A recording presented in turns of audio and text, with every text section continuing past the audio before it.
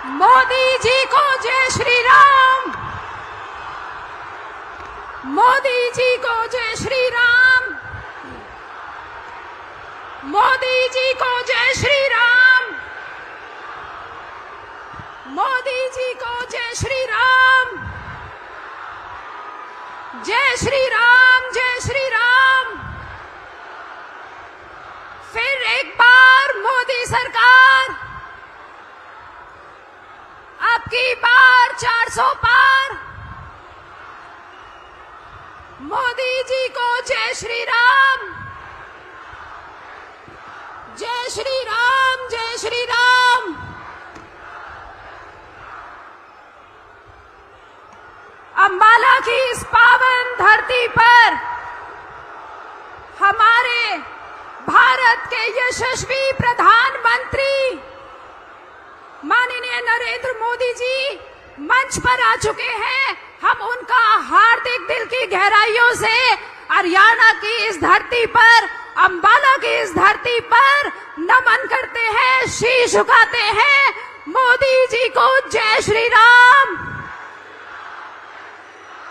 मोदी जी को जय श्री राम।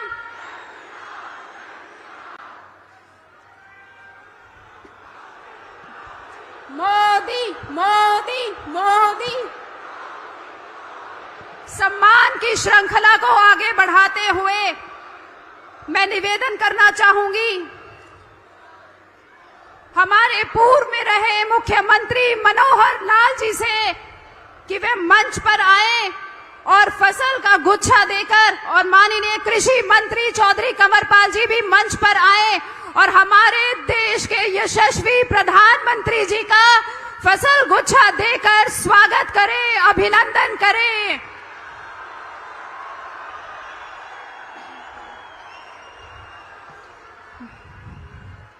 जय श्री राम। जय श्री राम। जय जय श्री राम। जय श्री राम। मेरे अंदर देशभक्ति की भावना कूट कूट कर भरी हुई है। जब मैं 22 वर्ष का था तब मैंने, आप लोगों को कुछ को ध्यान होगा कि मैंने तिरंगे झंडे के लिए, राष्ट्रीय ध्वज के लिए, कि हम राष्ट्रीय ध्वज को हर रोज हम दर्शा सकें, उसके लिए एक लंबी कानूनी लड़ाई लड़ी जो कि 10 साल चली। और उसका नतीजा ये निकला कि आज सब भारतीय हम हर रोज अपने देश के सबसे पावन प्रतीक को, अपने तिरंगे झंडे को हर दिन अपने घरों के ऊपर दर्शा सकते हैं। उससे प्रेरणा लेकर अपने आप को देश के प्रति समर्पित कर सकते हैं। इस झंडे के लिए, तिरंगे झंडे के लिए सरोजिनी नायडू जी ने कहा था कि झंडे के नीचे ना कोई राजा है, ना कोई रंग, ना कोई गरीब है, ना कोई अमीर। ये हमारे भारतीयों की दिल की धड़कन है और हमारे महान राष्ट्र की आत्मा है। साथियों, मैं बहुत आभारी हूं माननीय मोदी जी का कि आजादी के 75वें वर्ष में, यानी कि पिछले साल 2023 के अंदर उन्होंने एक अभियान चलाया, हर घर तिरंगा। और जो मेरा सपना था कि हर घर राष्ट्रीय ध्वज, हमारा सबसे पावन प्रतीक, दर्शाए, उन्होंने वो सपना जो है साकार किया। इसलिए मैं उनका बहुत बहुत आभारी हूं। करनाल से जोड़ी जिंदाबाद।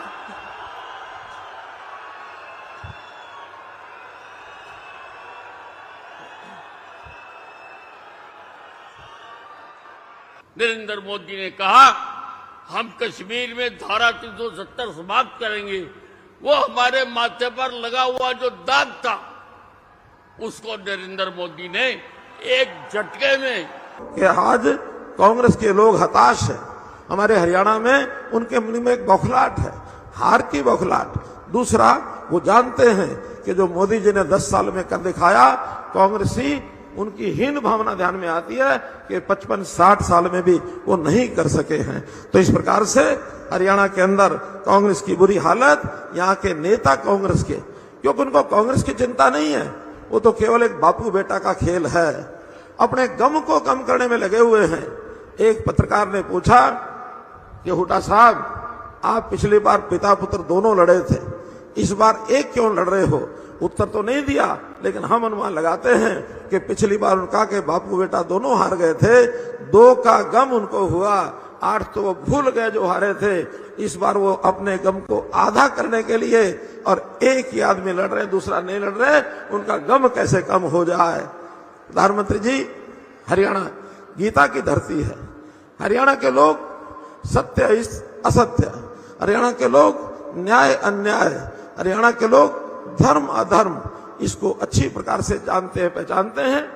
यहाँ के लोगों ने तय किया है कि जैसे भगवान कृष्ण ने महाभारत में एक दिशा दिखाई थी, वैसे आप हरियाणा की जनता को जो दिशा दिखा रहे हैं, मैं निश्चित रूप से आपको कहता हूं कि आने वाली 25 मई को हरियाणा का जनता एक एक लोकसभा के सांसद को जिता करके 10 के 10 लोगों को आपके साथ कंधा से कंधा मिला करके खड़ा करने में, देश की इस प्रगति में आपका सहयोग करेगा।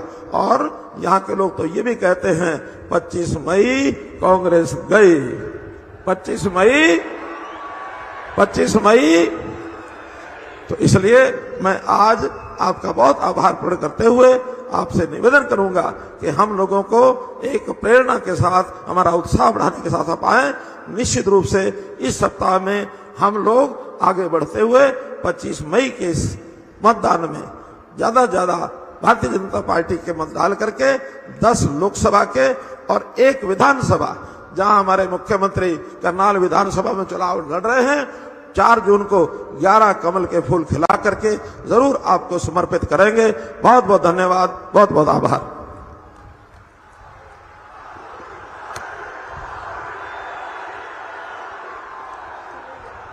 मोदी जी को जय श्री राम,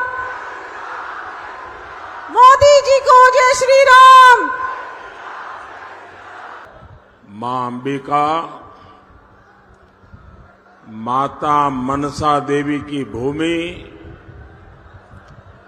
अंबाला की धरती से पूरे हरियाणा को राम राम।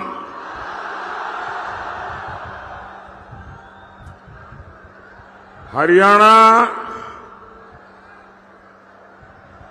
यानी हिम्मत, हरियाणा यानी हौसला, और तभी तो हरियाणा धाकड़ है, धाकड़।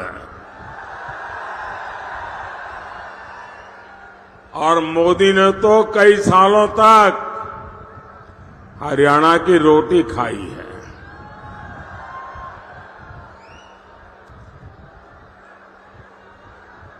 और हरियाणा की तरह ही मोदी ने 10 साल तक सरकार भी धाकड़ चलाई है।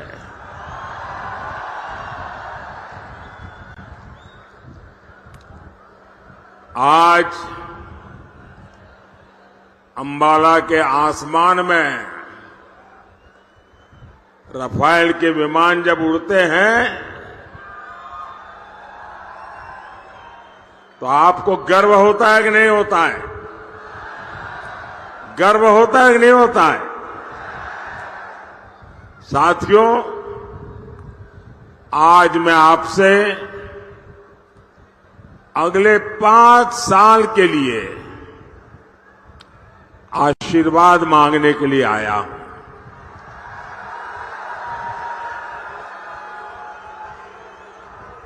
आप इतनी बड़ी संख्या में यहां आए, मैं आपका बहुत बहुत आभारी हूं। आज मेरे बहुत पुराने साथी, संगठन में भी काम किया, सरकार में भी काम किया, हमारे रतनलाल जी कटारिया जी की बरसी है।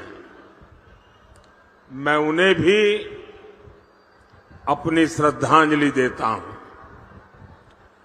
भाइयों और बहनों,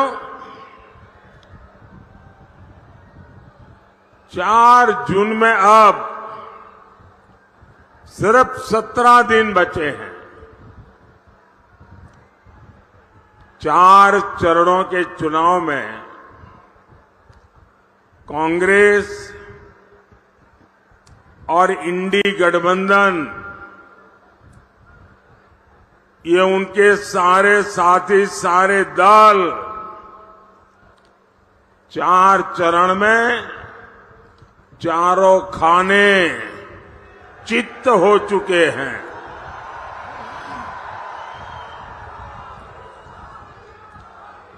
इंडी वालों ने देश के खिलाफ जो भी दांव पेच चले थे, उन्हें चुनाव के मैदान में जनता जनार्दन ने खुद पटकनी दे दी है। ये चुनाव देश का प्रधानमंत्री कौन हो, किसके हाथों में देश सुपुर्द किया जाए, इसके महत्व वाला चुनाव है। साथियों, 25 मई को आपके यहां चुनाव है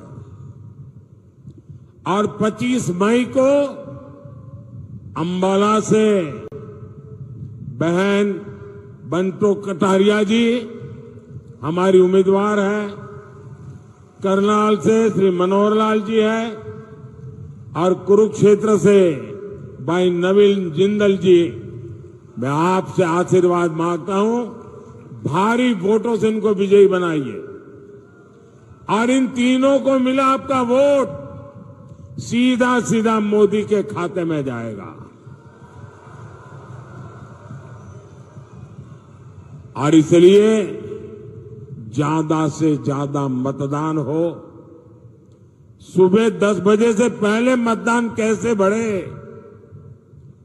पहले मतदान फिर जलपान, ये संकल्प को कैसे घर घर पहुंचाए। ज्यादा से ज्यादा पोलिंग बूथ जीत करके आए और हर परिवार को अपना वोट का अधिकार उपयोग करने के लिए प्रेरित करें। मेरे साथ बोलिए भारत माता की, भारत माता की। बहुत बहुत धन्यवाद।